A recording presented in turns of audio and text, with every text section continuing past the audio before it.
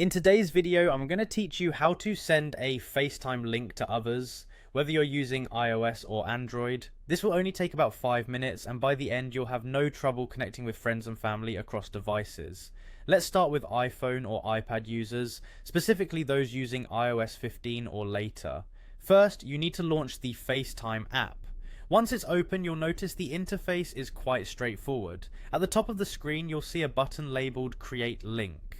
Tap on this button and the app will generate a FaceTime link for you. This is the pivotal part of the process, as the link is what allows other users, even those on non-iOS devices, to join your FaceTime call.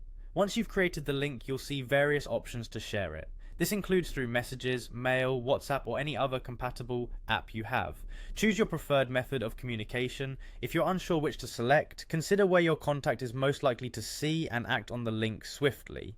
Once you've made your choice, you'll then need to select the specific contact or contacts you want to send the link to and simply tap Send. Now, when your chosen recipient receives and clicks the link, they'll be prompted to join the FaceTime call. For those using an iPhone or an iPad, joining the call is seamless. They'll be directed into the FaceTime call automatically, making it a smooth and efficient process. Now, if you're using an Android device featuring someone who will receive the FaceTime link, you'll need to first obtain that link from someone on an iOS device. Ensure you have a browser like Google Chrome or Safari ready, because happily Android users can now join FaceTime calls directly through these web browsers.